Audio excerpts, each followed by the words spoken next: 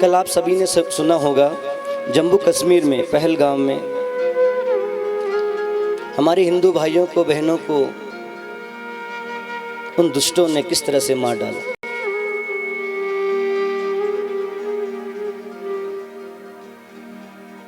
मेरी माताओं बंधुओं,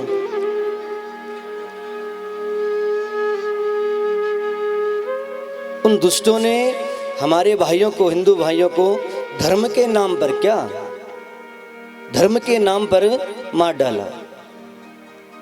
पूछा कि तुम कौन से धर्म के, और मार दिया गया। छोटे छोटे बच्चे रो रहे हैं।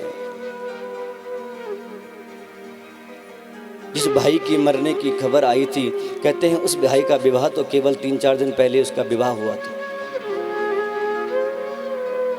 तो उस परिवार पर क्या बीत रही होगी, उस मां पर क्या बीत रही होगी, उसके घर पर जो भाई बंधु होंगे उन घर पर, उन परिवार वालों पर क्या बीत रही होगी। जितने भी सदस्य वहां पर मरे हैं उनके परिवार पर क्या बीत रही होगी इस समय। ये वही जान सकते हैं जिस पर कहते हैं, जिसको पता चलता है, जिसके कोख से कोई गया हो, जिसके घर से कोई गया हो, ये वही जान सकता है।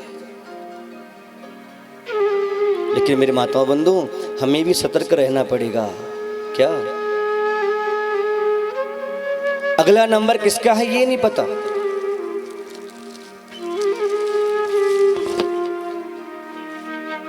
क्योंकि हमारे देवभूमि उत्तराखंड के जो लोग हैं ना, बड़े सीधे साधे हैं।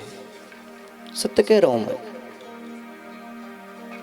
आए दिन ये लोग हमारे गांव में घूमते रहते हैं। इनको बिल्कुल आने मत दो। इनसे कुछ खरीदने की जरूरत भी नहीं है। विरोध करो इनका, इनको अपने उत्तराखंड से भगाओ। दुकानें खोल करके, जमीन लेकर के बैठे हुए हैं ये लोग, हमारा ही खा करके और हमें ही मार रहे हैं।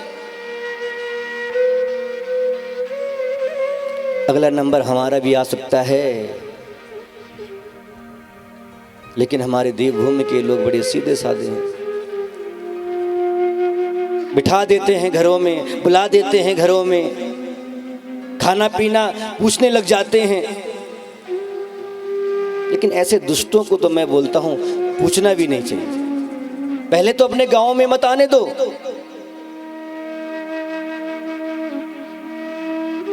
जिन्होंने इनको शरण दे रखी है, मैं सबसे पहले उनसे ही कहना चाहता हूं, पहले इनको अपने घर से भगाओ। न जाने कब बन करके, काल बन करके आ जाए। अगर चाहते हो सुरक्षित रहें बहू बेटियां, तो पहले विरोध करना पड़ेगा, उठना पड़ेगा, आगे बढ़ना पड़ेगा, एक होना पड़ेगा, तभी धर्म बच सकता है। नहीं तो देख रहे हैं आप, बंगाल देश में देख रहे हैं क्या हो रहा है। हमारे हिंदुओं को काट काट कर फेंका जा रहा है।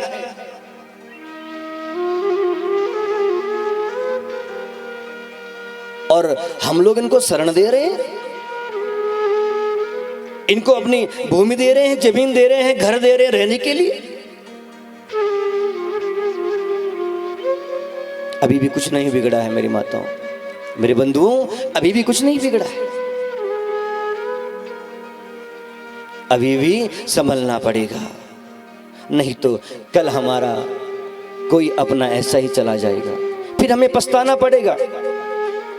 फिर पछताओ के अलावा हमारे पास कुछ भी नहीं बचेगा। हम लोगों को लज्जा आती है किसमें? एक तिलक लगाने में, एक चुटिया रखने में। उन लोगों को देखते हो आप लोग, जहां मर्जी जाकर के बैठ जाते हैं। हम लोगों को एक हनुमान चालीसा पढ़ने में लज्जा आती है।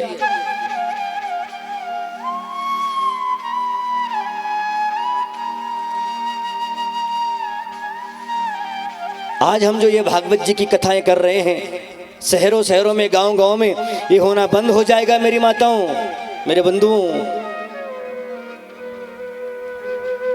सर झुका करके चलना पड़ेगा फिर हमें। अभी उनकी संख्या कम है, बढ़ने मत दो। और जिस दिन बराबरी की हो जाएगी ना, उस दिन फिर हमें भागना पड़ेगा, दौड़ना पड़ेगा।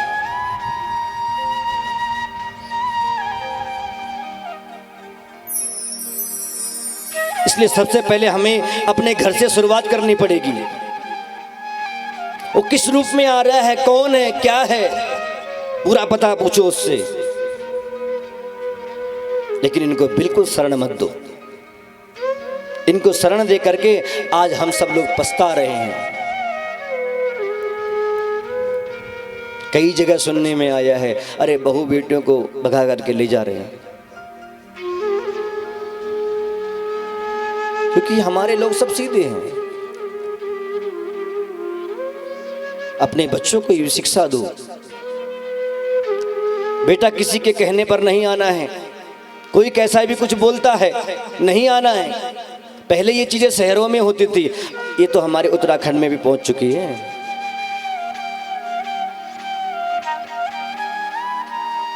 और धीरे धीरे करके ये बढ़ावा दे रहे हैं, हम लोग इनको शरण दे रहे हैं। हमारी गलती है, उनकी कोई गलती नहीं है इसमें, इसमें हम लोगों की गलती है। इसलिए अभी भी समझ जाओ, अभी भी समय है, अभी भी कुछ नहीं बिगड़ा। मत लो उनसे कुछ सामान, उनकी दुकान पे जाना ही बंद कर दो, अपने आप खाली करके चले जाएंगे। लेकिन हम लोग क्या करते हैं, सस्ते के चक्कर में भाग जाते हैं उनके पास है?